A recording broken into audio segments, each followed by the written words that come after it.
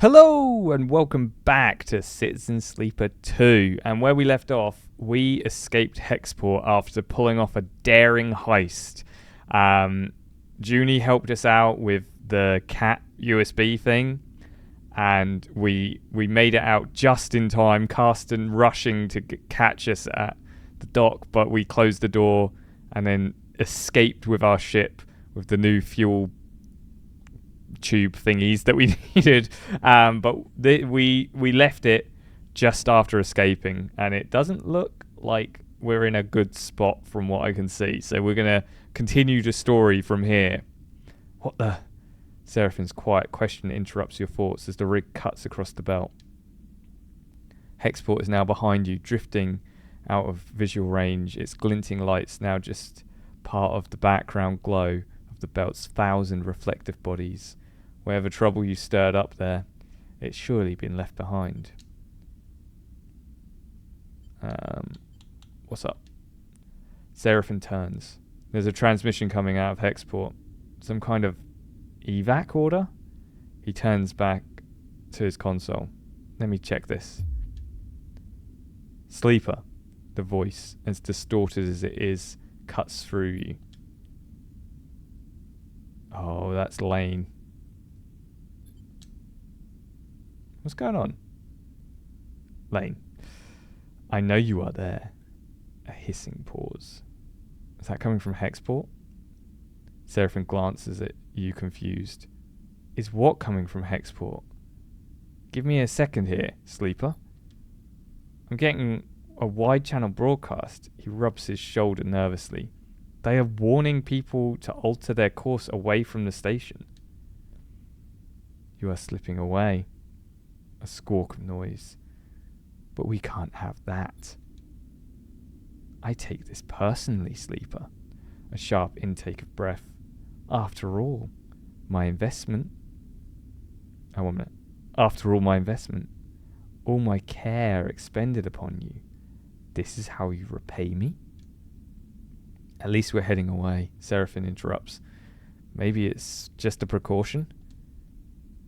I see a little something glinting out there, Lane continues. Could that be you? Sleeper? You hear Seraphine's calling, but you don't move. You don't breathe. All you hear is Lane's voice. You unclip your restraint, drifting forward towards Seraphine. He gives you a wild look. Something isn't right. You don't feel right.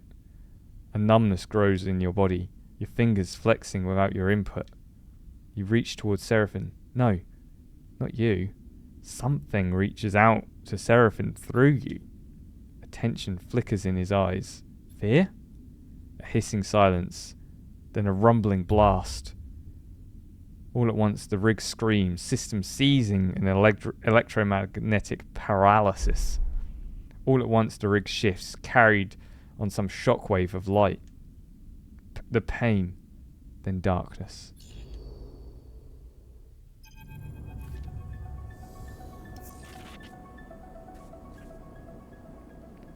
Voices echo warmly through your mind. Can't quite make out what it's being said, and any attempt to focus causes a growing flare of pain, so you just let them fill the air, unidentifiable and soft.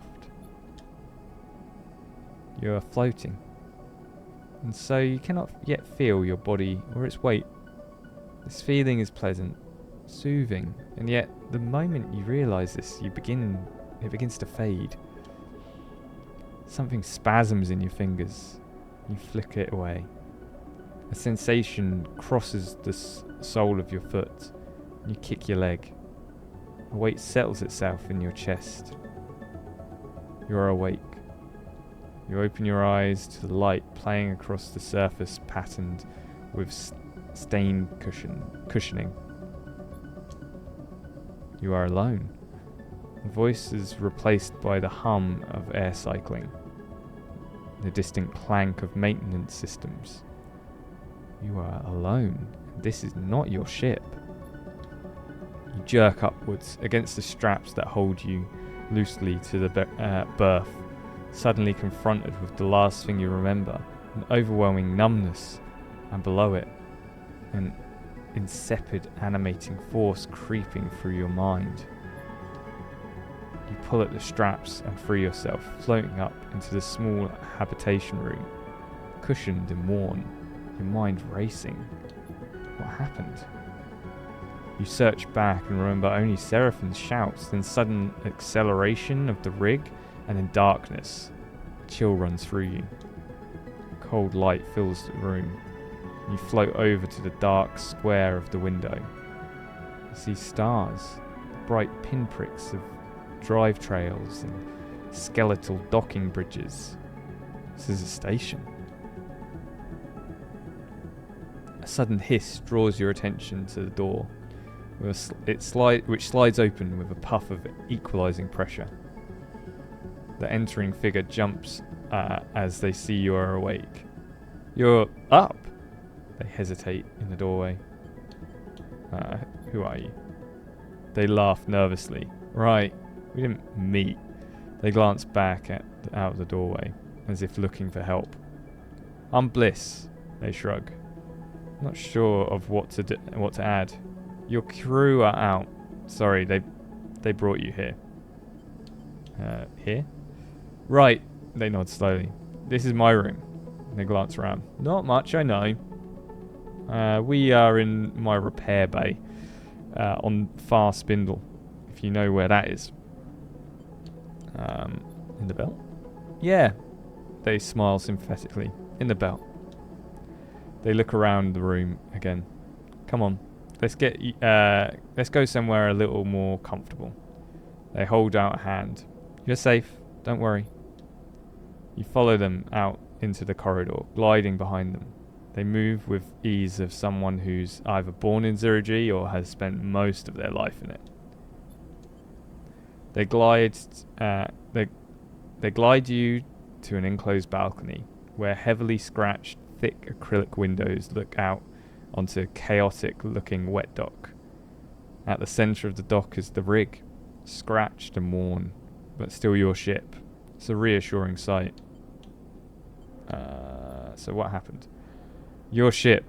Bliss pauses. You were lucky. You were lucky I heard your distress signal. You sense they are holding something back. I guess that expensive long-range array I was tricked into buying finally paid off. They laugh to themselves.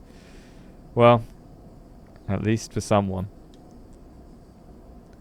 You were out cold when I got there, and have been for all the cycles since. Your friend wasn't in great shape either, but he bounced back fast. I make a habit of doing that. Seraphine's voice makes you spin round. Good to see you're up. He can't suppress his smile. I'm gonna go, are you okay? He smiles. Don't start fussing after me, sleeper. I'm good. Your eyes fall on Seraphine's bandaged abdomen. He notices and pulls his jacket over the wound. Certainly looks better than when you came in. You should have seen. Bliss abruptly stops after Seraphine glares in their direction. Here. Seraphine pulls a few chits out of his pocket. Catch. Slings them over to Bliss. That's all I could get for now. Working in your condition? Seraphine sighs. Please, I'm fine.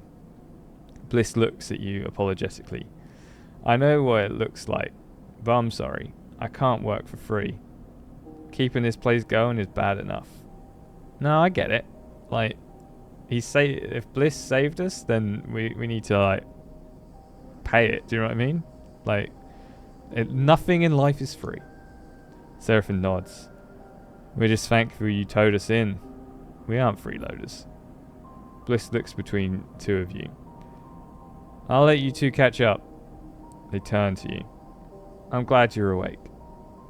We were worried. They pat you on the shoulder and glide back down the corridor.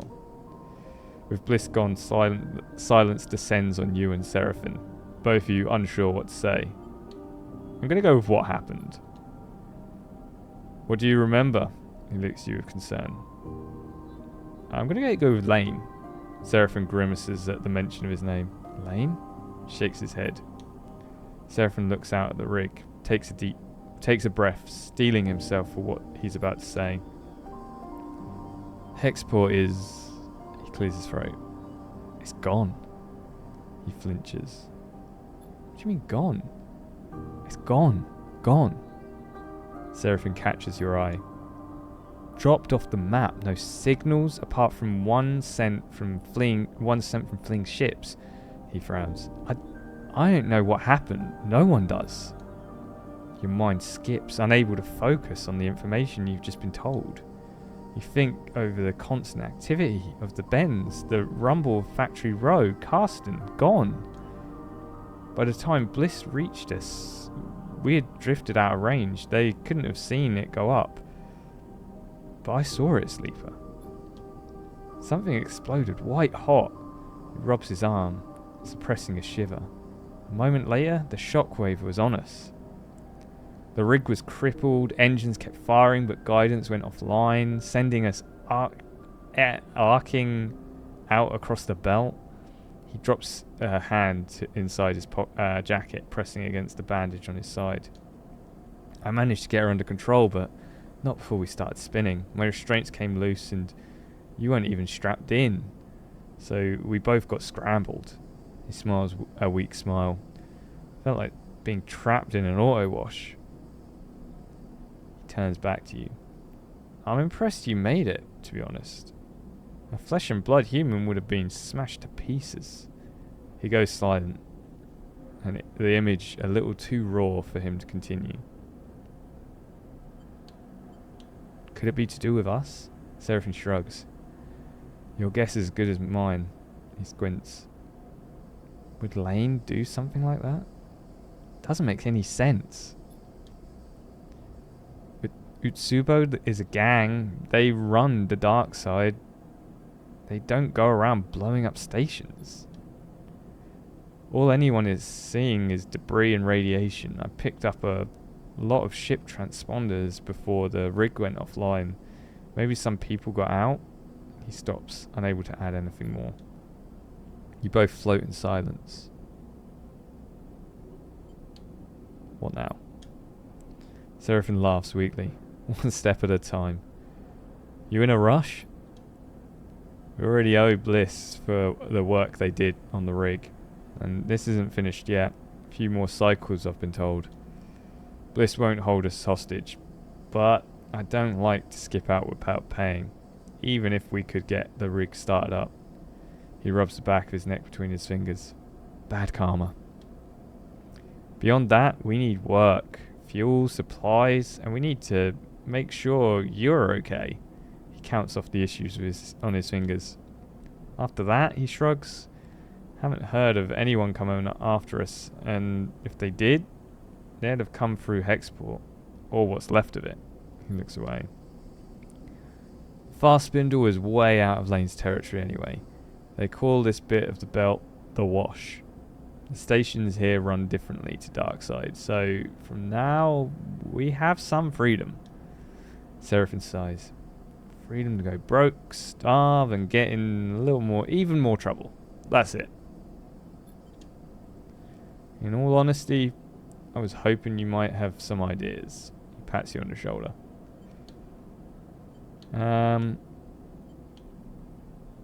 Look for a contract? I want to try a contract. You won't hear any complaints from me, he smiles. We won't be able to fly for a few cycles yet, but won't hurt us to have something lined up. He pauses and looks away. Seraphim pauses, and he's pausing a lot, isn't he? And stares down. Look, Sleeper. He rubs his side. I'm not sure I can work right now. Just got kicked out of a salvage yard for passing out on the job. He looks away. Even with the pain meds, I've been able to scare her up. I can fly, that's for sure. He stares obstinately at the rig. But you're going to need some crew if you want to do any serious work. He chews his lip. I'm sorry.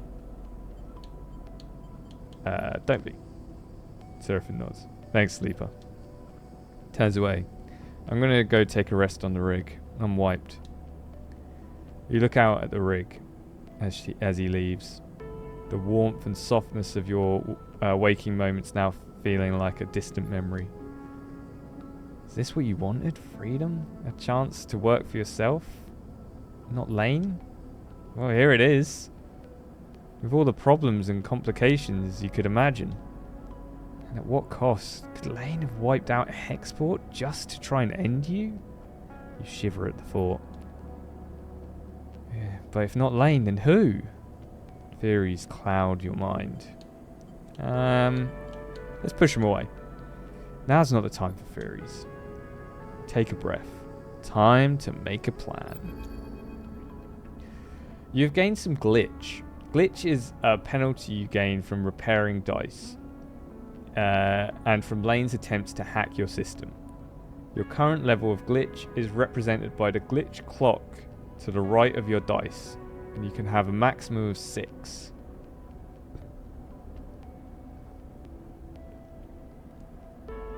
Each level of glitch you gain will increase your chance of rolling a glitched dice at the start of the cycle.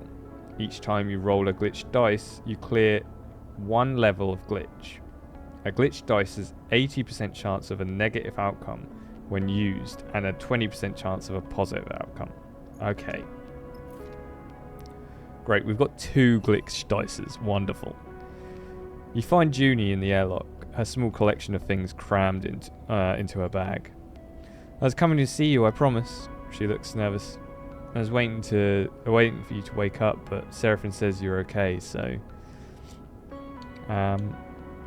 You're going? She looks away. I am. While you were out, she pauses, the concern for you obvious.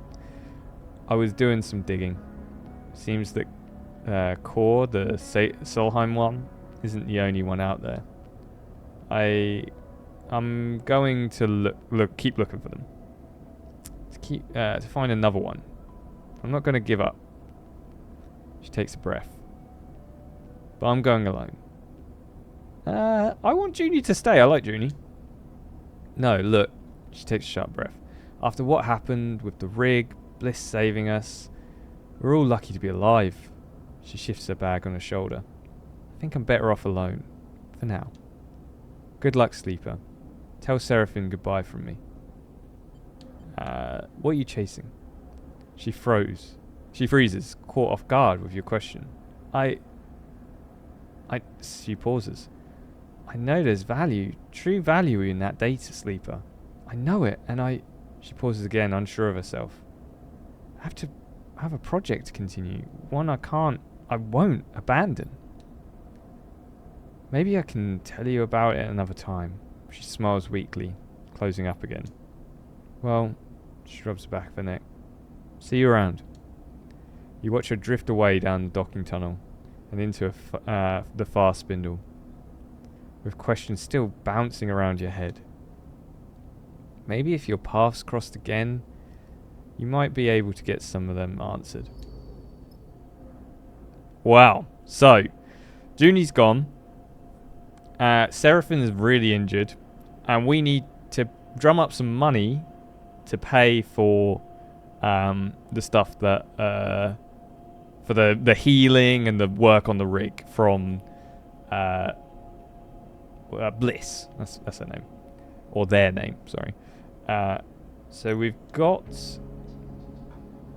repairing the rig. It's mostly patched up, but I'm guessing those 4 will fill up over cycles. So we have 4 cycles until the rig is fully repaired from the looks of it. We do have the underhang, where we can find out more information using risky information. I'm going to use a glitched dice and see what happens, because it will take... I think using a glitched dice will take away some glitch from our... No, it won't. We got a negative outcome for that. Not ideal. But we're going to use... And the other glitched dice should get rid of it. Okay. Another negative outcome. Not ideal. But now we don't have a glitched dice. So... Hey, a neutral outcome. Wonderful. And then we can... I think if we use all of these... A neutral outcome. And then if we do the last one... This should give us 2, and we should finish the Life Beneath. Hey, the outcome is finished. So, many residents of the far spindle live in the ramshackle underhang. It's not an easy place. It's not an easy place to learn to navigate. So we've now unlocked a bunch of new locations. Scrapper's ship. Nemba's kitchen. I will just say, I love the locations that they've built. They're really cool. Really fun locations that have been added here. So if we go back to our rig and we sleep a cycle and end the cycle, we'll get new dice, but will our glitch... So we've got one glitch dice and the glitch has gone now, so we don't have any glitches. Brief respite. Hexport's demise has put a barrier between dark side and fast spindle for now. Lane can't follow you. So for now you are safe. The cycle clock is really small though, which makes me a bit concerned. We are going to fill up on just using one of our supplies. I mean, probably not the best way, but... So yes, that has filled up in the cycle. So we have 3 more to wait for the rig to be ready. So we need to... I don't think there's anything more we can do here, is there? We don't have endure. Most of the fast spindle workers don't like going to seal out new units, so they'll leave that tiring and dangerous work for outsiders.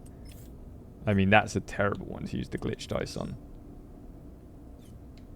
Man, we don't have any endurance. I think I would probably play this through again and use a bot or a sleeper that has high endurance, because it means you can do a lot of the heavy lifting.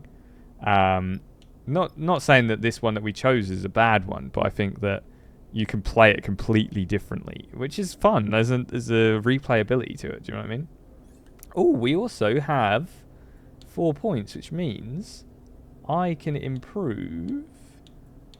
Do I want my Intuit or Engage to be improved? Or I could go up so that I have engineer levels. I'm gonna do this one so that I get a plus on that.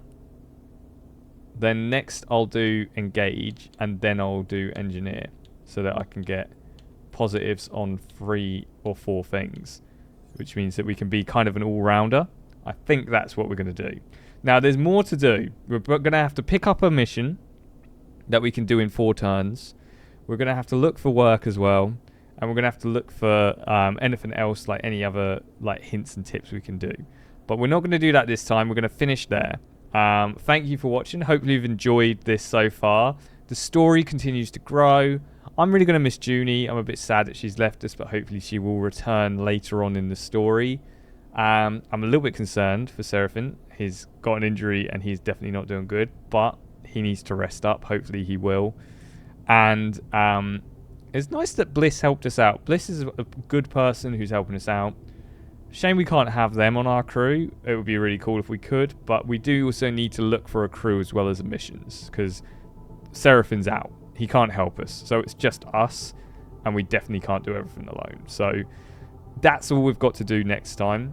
Remember to come back and we'll continue the story. And also, Lane is definitely not going to give up. If he was the one who blew up Hexport, he's coming for us still. So we need to keep an eye out, and we need to keep our heads on a swivel and be ready to go at a moment's notice if we have to. So thank you for watching. Remember to come back next time. Remember to like, comment, subscribe, and I will see you when I see you.